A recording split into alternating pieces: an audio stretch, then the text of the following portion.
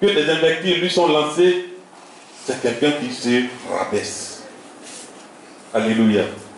Au lieu d'être élevé, tu te rabaisses à son niveau.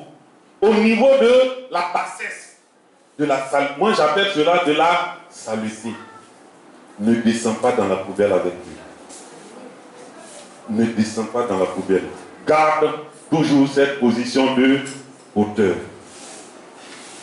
Donc nous retenons que face aux dirigeants des nations, encore Jésus n'a pas cherché à se justifier. Il a accepté dignement comment on peut appeler ça? Le verdict que le tribunal humain a donné, sans s'opposer, parce qu'il obéit à son Père. Maintenant, face aux juges, nous avons vu les différents juges, parce que tous ces étapes, en fait, sont des jugements. On a porté Jésus pour qu'on soit convaincu, parce qu'on veut se donner une conviction que ce qu'on est en train de faire, c'est bon, c'est la vraie, c'est la voie.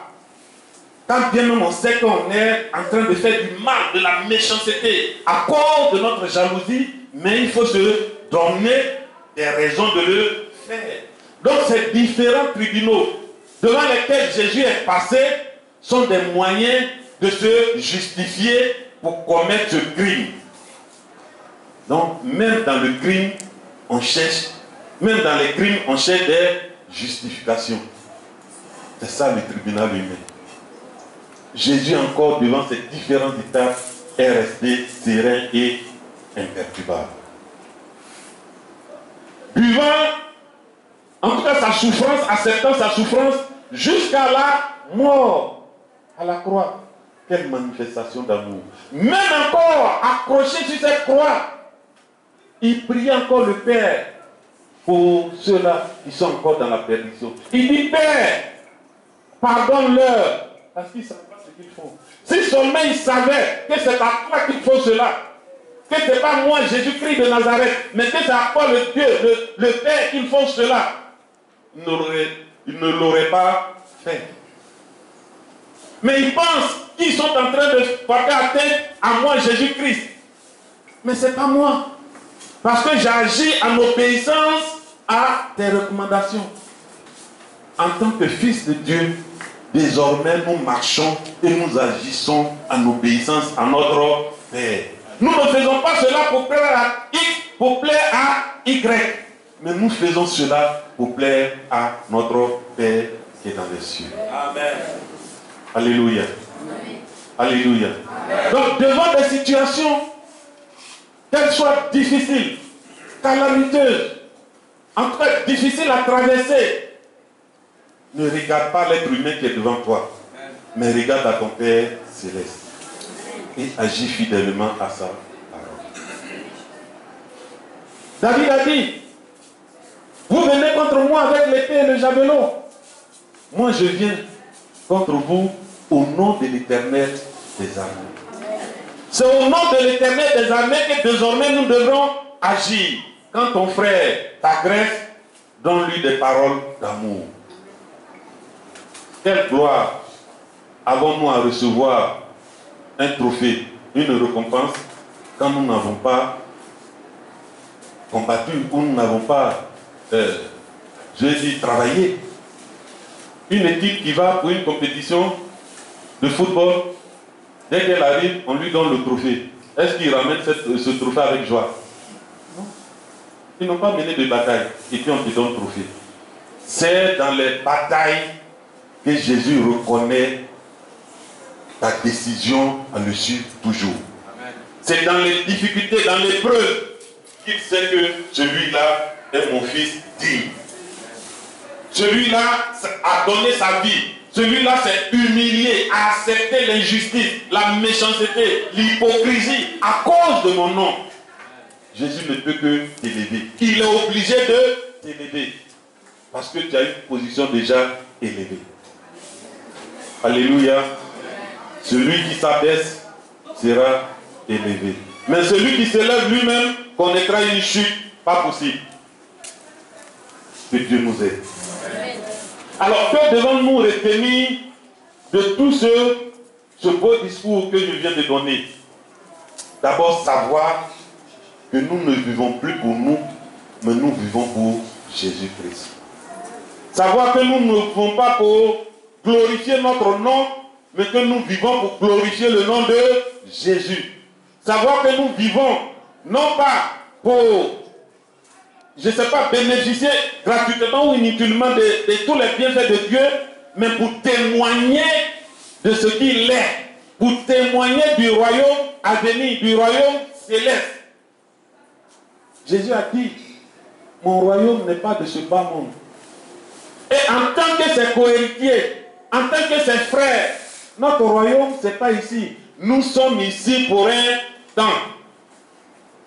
Avant encore, ils avaient 900 ans, 800 ans. On est descendu à cause de notre méchanceté. De 960 ou 970 jusqu'à... Maintenant, c'est 45. Alléluia. Regardez, 945. La moyenne d'âge en Côte d'Ivoire, où on appelle la moyenne de vie, c'est 45 ans. 45 ans. C'est-à-dire que ce sont des exceptions, ceux-là qui arrivent à 80, à 90, c'est rare. D'ailleurs, vous les verrez enfermés dans les maisons. Ils ne peuvent même plus marcher. Si tu as trop duré, si tu as eu la grâce de Dieu, c'est 70 ans. 70 ans. 70 ans à côté de l'éternité. C'est-à-dire une vie sans fin. Alors, veux-tu rester ici et être enterré définitivement et puis te retrouver avec Bob Marley? C'est ton choix, tu peux le faire si tu veux. Excusez-moi, je ne le juge pas, mais je sais que à tel acte correspond telle destination. Ça, c'est une conviction. Si tu poses certains actes, tu ne peux qu'aller de l'autre côté. Il n'y a pas deux voies, il n'y a pas deux chemins. Il est le chemin, la vérité et la vie. Nul ne peut aller au Père que par lui. Si tu n'as pas confessé son nom sur cette terre, tu vas aller où? Hein, Papa Olivier?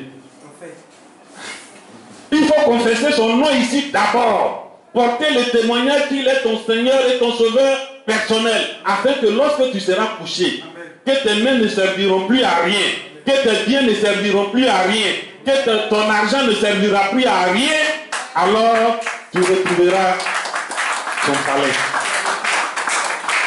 Alléluia. Parce que c'est parce que nous vivons que nos biens servent à quelque chose. C'est parce que nous vivons que nos mains, nos pieds servent. Mais si tu es couché, tu sers à quoi? Rien du tout. Rien du tout.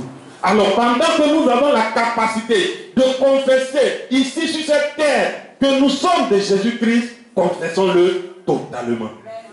Dans notre langage, dans notre comportement, dans notre manière de faire, d'agir, afin que tous les jours nous glorifions Jésus-Christ de Nazareth. Tel il a fait, tu as la capacité de le faire. Jésus est 100% homme et 100% Dieu. C'est pourquoi il peut sentir la faim, il peut éprouver la soif, il peut sentir la douleur comme je le sens. Alléluia. Mais devant cela, il n'a pas regardé à sa chair, mais il a regardé au trône de son Père. À cause de ce trône, j'accepte que vous m'arrachiez le corps. À cause de ce trône, j'accepte que je sois humilié. À cause de ce trône, j'accepte comme insulte. Regardez, tout le monde l'a insulté au travers du livre de Matthieu. Que ce soit les passants, que ce soit les soldats, que ce soit les sacrificateurs, que ce soit les prêtres. Tout le monde a injurié Jésus. Il a accepté. Parce que chez nous ici, il y a des injures, on accepte. Quand ton patron t'insulte, tu acceptes rien. Mais quand on a mis des catégories, comme on le dit, t'insultes, non, tu sors des trucs. Alléluia. C'est pas vrai? Il y a des injures qu'on accepte. Quand celui qui est un peu t'insulte, tu dis merci mon frère. Alléluia. Parce que tu sais que si tu as répliqué, demain tu n'auras rien de sa part. Mais comme tu t'attends à aller demain demander, mon frère, je peux supporter. C'est pas grave. Alléluia. Jésus n'a pas crié. Que tu sois Hérode, que tu sois Pilate, que tu sois Sanhédrin, que tu sois Caïphe, que tu sois Anne, que tu sois le simple juif, citoyen juif, il est resté imperturbable. Il est resté le même. Il est resté égal à lui jusqu'au bout. Nous pouvons faire cela aussi. Amen. Avec la force du Seigneur. Est-ce que tu le crois? Est-ce que tu penses que tu as cette capacité? Est-ce que tu penses que tu as cette force? Tu peux y arriver si tu es convaincu. Acclame Jésus-Christ de Nazareth.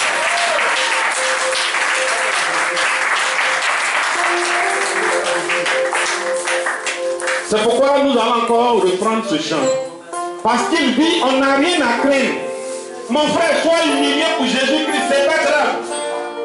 Sois insulté à cause de Jésus-Christ, c'est pas grave. Tu n'as rien à craindre.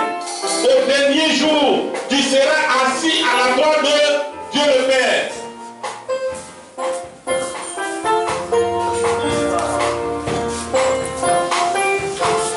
On va se tenir debout. Merci Seigneur. Et on va chanter avec vie, je l'ai dit. Parce que je n'ai rien à craindre. Mais l'entrée sont assurés. Entre ses mains, Jésus toute ma vie, Jésus toute ma vie. Pour ce temps éternité, je sais vivre.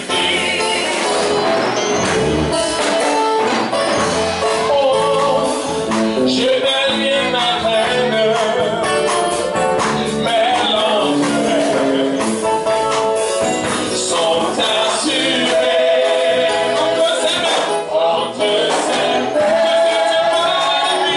Jésus toute ma vie. Pour ce temps éternité, je sais que oui. Alors, tu vas lever la main droite vers le trône de gloire. Et tu vas faire cette prière avec moi. Seigneur Jésus,